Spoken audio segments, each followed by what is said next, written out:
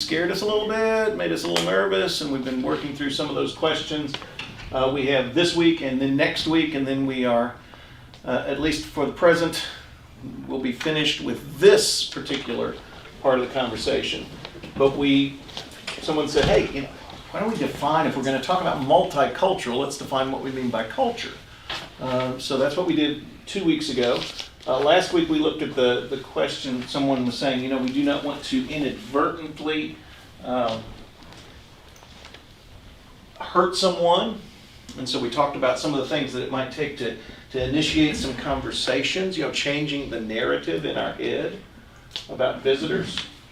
The reality being that if someone bothers to show up at anything that resembles a church these days, chances are they've made a conscious choice to do that.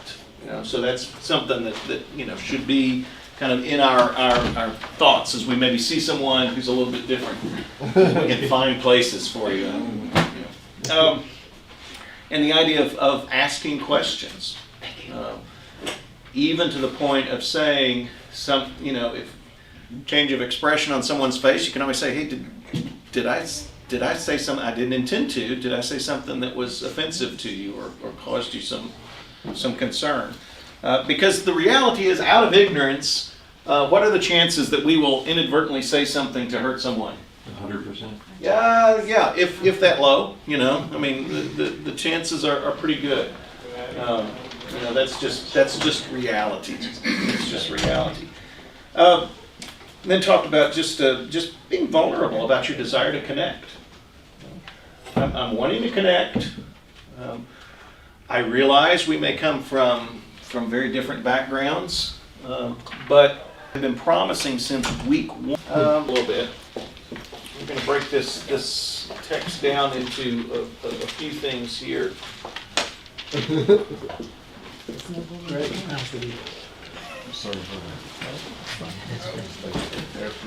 We've got at least one more on the couch, but you might have to shoehorn yourself in. But, You run the risk I may bite too. One way to get close to brothers and sisters. All right, so this is an interesting little story. We'll start with actually the middle part here, verses 15 through 19 of Mark chapter 11. You've heard this before. Pivotal incident in Jesus' last week. Then they came to Jerusalem, and he entered the temple and began to drive out those who were selling and those who were buying in the temple. And he overturned the tables of the money changers and the seats of those who sold doves. And he would not allow anyone to carry anything through the temple. He was teaching and saying, "Is it not written, my house shall be called a house of prayer for all the nations?" That's quoting from Isaiah. But when the chief priests and the scribes, what just happened there?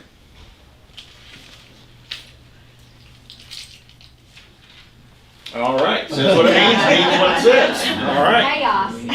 Chaos. Chaos? All nations.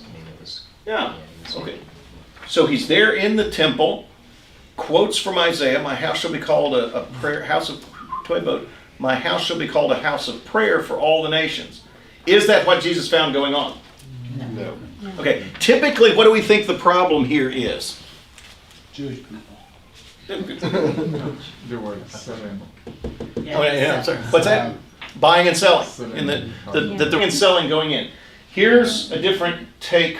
There, I don't know. Why not use a Roman coin? Why not just on the? So, what was the second of the 10 Commandments? No other God. That would be number 1. Graven image. No image. Okay. So there's some issues here. Like I love it. I love it when they ask Jesus, about, who the loyalty question, and he asks them if they have a coin.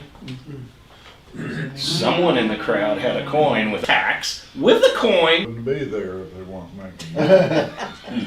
I don't know. Is that what it says? No. But that's what we've preached. That's one of my favorite strategic places around the temple. Like, hey, you Gentile, don't cross this line. You cross this line, your death is on your sort of, All right.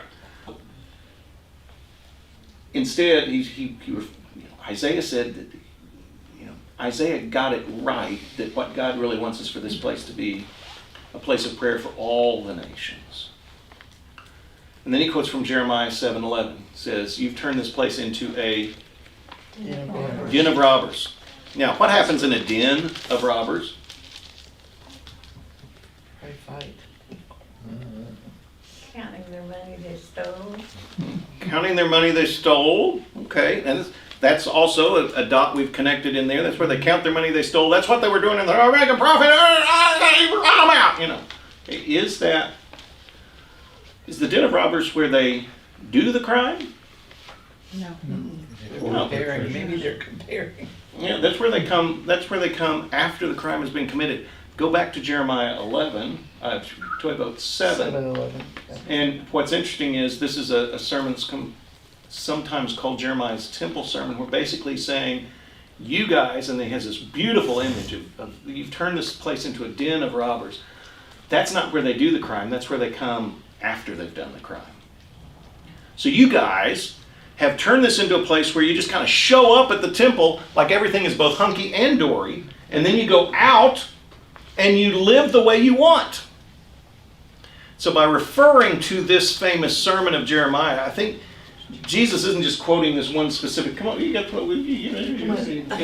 not just quoting this one wrong, or making and in reasoning place, and instead you've made it an unwelcoming place. So Jesus just shuts it down.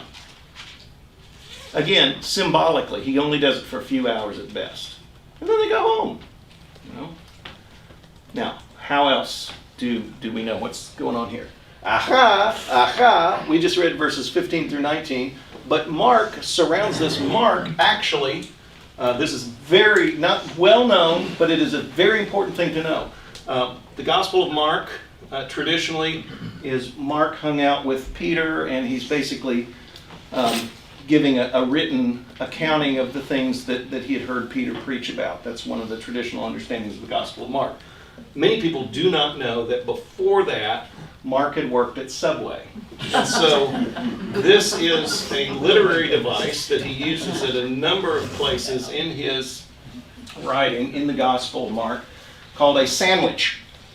Okay? A Markan sandwich. And that is where you have one slice of bread, and then a second slice of bread, and in between you have something else going on. And they inform on each other. They help you to understand better what's going on in these Markan sandwiches. So, what happened right before Jesus shuts down the temple? On the following day, when they came from Bethany, he was hungry. Seeing in the distance a fig tree in leaf, he went to see whether perhaps he would find anything on it. When he came to it, he found nothing but leaves, for it was not the season for figs. He said to it, "May no one ever eat fruit from you again," and his disciples heard it. Okay, Jesus on a bad day, right? Because guess what? What's the poor fig's problem? The fig tree's problem? It's not a season. It's not even in season. It's not even in season. Come on, Jesus, you can do better than that. You know, that Jesus gets honked off and curses the fig tree. Okay? And you got to think that the disciples are going, okay, give him a little room today. Let's just not say too much today. Goes in, does this thing in the temple, and you got to think the disciples are going,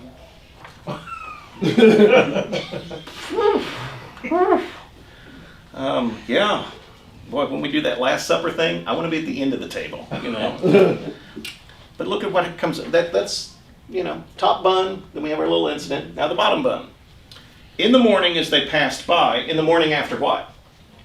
The The temple. Okay. In the morning, as they passed by, they saw the fig tree withered away to its roots. That's rather quick, don't you think? Then Peter remembered and said to him, "Rabbi, look, the fig tree that you cursed has withered." Jesus answered them, "Have faith in God. Truly I tell you, if you say to this mountain, 'Be taken up and thrown into the sea,' and if you do not doubt in your heart, but believe that what you say will come to pass, today is not my day to read English, it will be done for you. So I tell you, whatever you ask for in prayer, believe that you've received it and it will be yours. All right, so they come and find that what has happened to the fig tree? Withered. Withered. But wait. What season was it? Not the season. Not the season for figs. So wait a minute. Jesus has killed this poor, innocent fig tree just because he was hungry, and it was the wrong time of year. Okay? So the application of this is don't get in Jesus' way. All right, we move on. No.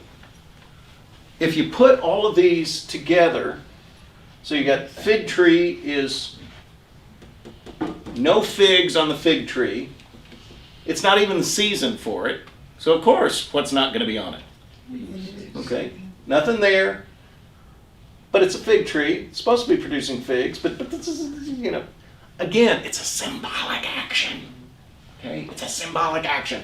Okay, no figs. Next day, it's just not there anymore. It's gone. And you say, well, what's all this stuff Jesus is talking about, prayer, and I think it's all related to his initial statement there in verse 22, have faith in God, trust God. Put your trust in God. Come back to that in a minute. But the fig tree and the temple share something in common. What is it that they share in common? They were not producing fruits. They're not producing what they are supposed to. They're not. Now, so the fact that Mark tells us it wasn't the season for figs tells us there's something going on here. There's something going on here beyond just, because first of all, if we've been with Jesus through 11 and a half chapters, well, 10 and a half chapters at this point, we're not going to go, yeah, Jesus, flying off the handle happens all the time. Does everything very purposefully. There's something purposeful going on here. A fig tree should produce figs. This one will not produce figs ever again. Temple should produce should be a place where people can connect with God. Has been turned into something else. Not by the presence of the money changers and the people selling sacrifices so much as by the people who think it's just a game. And are also not letting the temple function as it's supposed to, as a place where anyone and everyone can connect to God. I was gonna say, I almost feel like it would have been a better picture almost if the fig tree was producing like apples or a fruit that wasn't. What, an apple? Yeah. But he's using what he's got available. And that I think is another little clue Mark gives of saying it wasn't the season for figs. He's making a point. So the fig tree is not gonna. It's not doing what fig trees are supposed to do, ideally. Is the temple? No. And so we're just going to shut down the temple, symbolic of the fact that Jesus is going to talk about in Mark 13. Haven't gotten there yet, not going to get there today. No plans to get there. But in Mark 13, we're saying, hey, this is actually what's going to happen. The day will come. The disciples come out doing their best Gomer Pyle. Oh, Ollie, look at this building. This is just beautiful. And he's like, it's not going to be left. Don't be seduced by the beauty. The day will come when this place is totally destroyed because it's not necessary anymore. Okay? It's not necessary anymore. Why is the fig tree gone? Well, not necessary anymore. So, the temple is supposed to be a place where anyone and everyone can connect with God. That's not how it's worked. Now, let's take this one more step. Connect that image of the temple being a place that, hey, anyone should be able to connect to God. It's supposed to be a place of prayer for what? All the nations, okay? Okay, so let's take this one step further in 1 Corinthians chapter 3. We'll look a couple places. I have a quick question. Yeah, absolutely. So at this point in time, Gentiles were allowed in the temple? They were allowed in the court of the Gentiles. But guess where, that's actually a very good question because that takes us to, guess where all of this apparatus to do all of this stuff was set up? Take a wild guess, to do the money exchange and the The courtyard? courtyard of the Gentiles, which means less room for all the nations to be in there. So,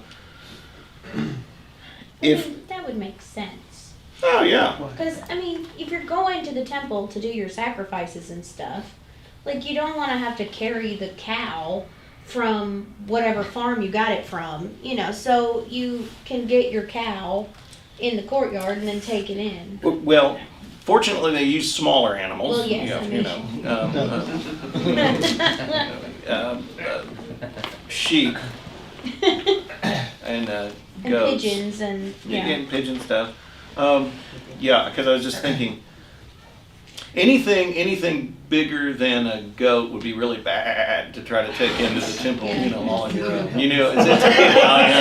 But I mean, it would make Yeah, sense yeah. that You you wouldn't wouldn't wanna want to carry buy it with it you, out yeah. there. You would get it in here and that way it's really fresh. Exactly. And ready Plus, to if go. it's supposed to be without blemish, Yes. and you're trying to carry this thing, you know, even from Galilee, that's a 4-day walk. Yeah. You know? It could run off. It could scuff its knee. You know.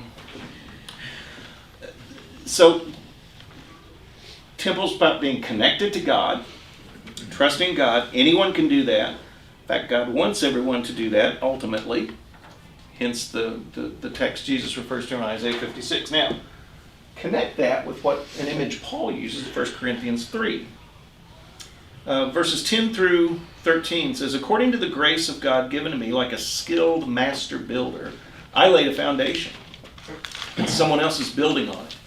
Each builder must choose with care how to build on it, for no one can lay any foundation other than the one that has been laid. That foundation is Jesus Christ. Now, if anyone builds on the foundation with gold, silver, precious stones, wood, hay, straw, the work of each builder will become visible, for the day will disclose it, because it will be revealed with fire, and the fire will test what sort of work each has done. Okay, what's all that about? So Paul's saying his work with this group of people he's writing to in Corinth, he's been like a builder, and other people, he's laid the foundation. The foundation, by the way, is what? Jesus. And others are building on that. But what kind of building is it? Just a few verses later, he clues us in. Do you not know that you are God's temple, and that God's Spirit dwells in you? If anyone destroys God's temple, God will destroy that person. For God's temple is holy, and you, by the way, take a wild guess, all the yous in here, including this one, you are that temple. All of these yous are what? Plural. You guys. Yeah. Y'all. Yeah, even the southern, all y'all, you know. You are that temple. So it's interesting then that Paul then uses temple imagery. The temple was supposed to be a place of prayer for who? All nations. All nations. And then Paul says, guess what? On the foundation that is Jesus Christ, the one who, by the way, said, I must shut down the temple symbolically because it's not doing what it's supposed to do. So, wait a minute. What is supposed to be now the place where all can connect with God? This thing we call the church. Yeah. So, wanted to finally get to that because we jumped right into our discussion, but the theory behind this is if we are to be, we don't want to be symbolically the fig tree. We want to be symbolically the temple as it was meant to be, where anyone is welcome to connect to God. I don't think Paul chose temple. All right, we'll go with temple. No, I think it's very deliberate, extremely deliberate, and you know, especially if you're thinking in terms of inspired, are to be the temple. You are to be where people can connect. Anybody. I just think that's really important for us to see that connection. That kind of ties us back into this other question that I want to look at that was raised by some folks. Okay, kind of what frightens you about this idea if Oliver Creek's going to move in the direction of being more multicultural, not monocultural? What questions do you have? What kind of frightens you? Okay, well, how? Oh yeah, I mean, let's just talk for those of us who are at finding important things to speak. We have managed to move out of fellowship with people over so many things that I'm just afraid when all is said and done, in the end, don't matter 3 dead flies. When we say, we are the temple, we're to be the place where folks can connect, how do we avoid a split? And then the question that was kind of along with that was what percentage of the church, and I'm assuming the way we're talking to Oliver Creek, really desires this? Maybe you have a different answer, and then we'll come back to the first question. But I don't know. I don't know what the percentage is that says, yeah, I see this, and I want to be part of this. I want to be part of a church that's like the temple was intended to be. I don't know what that percentage is. And I'm not trying to be catty, but I just thought, I just need to go ahead and say this. Just go ahead and put this card out there, and got a couple of elders you can talk to, but I'm not trying to be catty, but if this is a way that God is calling us to move, then does it matter whether it has majority support or not? I was gonna say, how can we say we're just not gonna do it? I mean, Jonah said he didn't wanna go. That's great. And where did he end up? Right, I mean, it's messy and it hurts sometimes. The symbolism in Mark is not something that I don't think a typical member of the church gets. Because we really focus on the money changers. Yeah. I don't think we get that. And I Yeah, we think that's the problem. that's the problem. And we've been taught that. Yeah. And I think if we get that God's whole purpose for us being in this relationship, regardless of the blessings, is to reflect Him and to draw others to Him. And I don't think we understand that if we don't do that, He's going to spew us out and move on.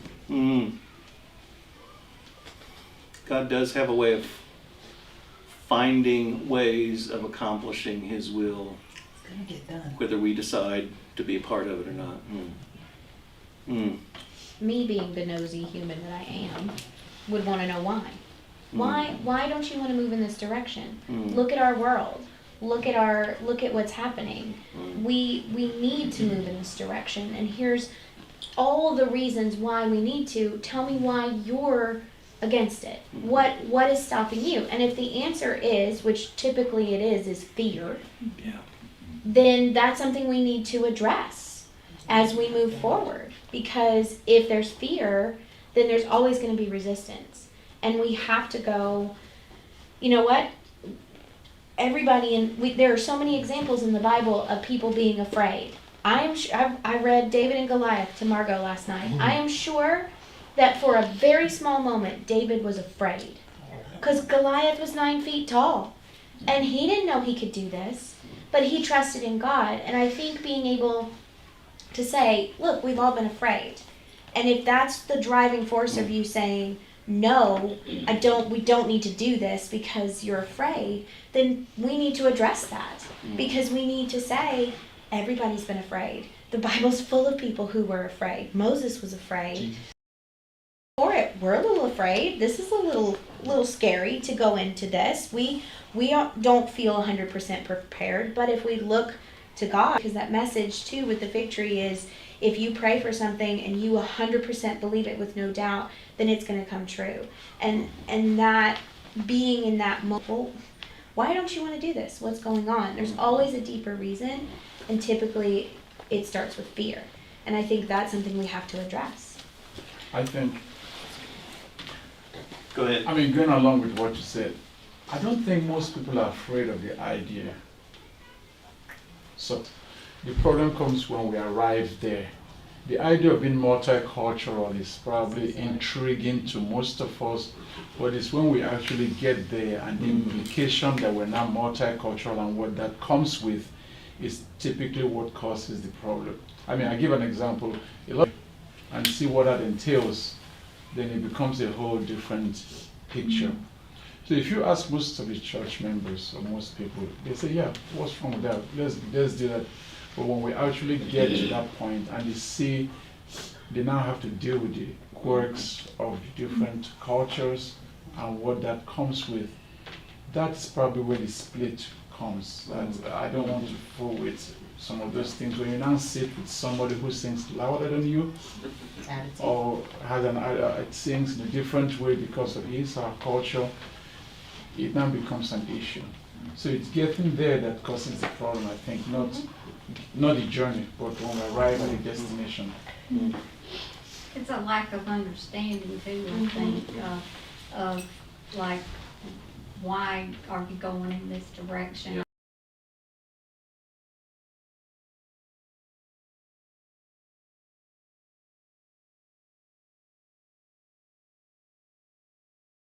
Any example too as well. You know what's interesting is that sometimes I tell people, oh yeah, my church is at Oliver Creek. I go to church, that's my congregation. This ain't mine. It's not. We know what you mean, though. Yeah, We know what you But mean. we tend to feel like we are letting people come to our church. It ain't mine. I didn't die for it. It's not. And I love that I actually think I have a choice. I love that. I love.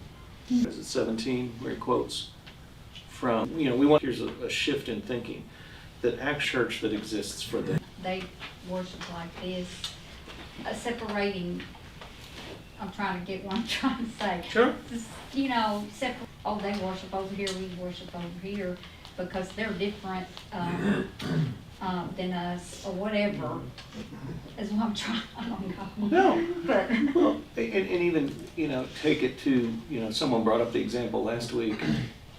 Was that you?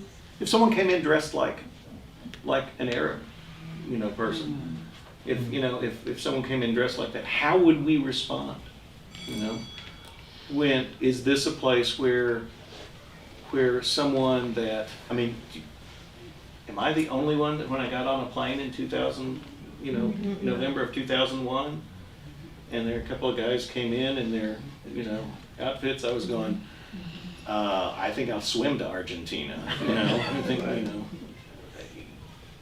all automatically making judgments. When, here's the deal, much more so than Delta Airlines saying they paid for their tickets so they're welcome on our plane. If God has said, this is the place I want people to come and be welcome. Now, I'm not talking about just kind of saying, okay, you've come to us, now you are on, you're in the exact same kind of relationship with God that we are. No, it's still teaching, and said there was a court of the Gentiles, but did God eventually want folks to move on in? Want folks to move on into the be able to legitimately move closer? I think But could they? But are we open to that? Are we open to folks who maybe don't look like or think like us, to being part of this thing we call the church, which is the temple of God? As long as they start thinking exactly like us when they get here. There you go. Ding, ding, ding, ding, ding, ding, ding, ding, ding. We don't mind if they sing louder than us if we'll give them 2 weeks. No, that's very generous. Very, very Christ-like. Give them a month to learn to tone it down, But yeah, I think that's where we kind of are. And that's fig tree thinking. And it's an uncomfortable process. Very Most uncomfortable. churches, most of us want to grow, but we want to grow comfortably. But I tell my kids, there's no growth in comfort, and there's no comfort in growth. Yeah. Every growth requires some discomfort. There is an uncomfortable truth in that. It really is. That is the uncomfortable. Don't we think everything should always be, from your perspective, everything is supposed to be just to the right, up and to the right, and that's just not how life works. And they will not, I think too, the trust issue will come in too, because how are they going to be able to trust us to love them if they feel that friction? Mhm. To be able to come back again to worship God if they feel that friction. Which is perfect. There'll be a little something extra in your check this week. It is perfect because go back to what's the thing that Jesus says right at the beginning, verse 20 in Mark 11. When they go, hey, look at the fig tree. He says, trust God. Just trust God. Brother Thomas, excuse me, Brother Thomas, when he was here, gave a wonderful analogy, saying that there are two cultures that was made, and they're either Jews or Gentiles. And he asked all who may be Jews in the congregation, raise your hand. Nobody raised their hand. He said, well, so that means that we're all Gentiles. And I know we use the term us and them and so forth and different and so forth, but we're all one in Christ. We're different shades, but we're all one. Just as Christ prayed that prayer that he and Father are one, he wanted his descendants to be one also. So we're one. So when we look at this multicultural issue, it's difficult, as was stated. It's hard, it's changing, it's costly, but we're all one. And if we all can stay one and think of that cause, then perhaps this whole message, this whole idea may be a lot easier to digest. I think it's very hard to see equality in things that don't look exactly the same, because our culture defines equality as sameness, and God doesn't. So, to wrap this up for today, next week we'll still have some time. But what is tell me what you're taking away from today's, good, bad, indifferent, what are you taking away from today's discussion? I think one thing I want us to all think about is we may desire this, but how much are we willing to actively pursue it?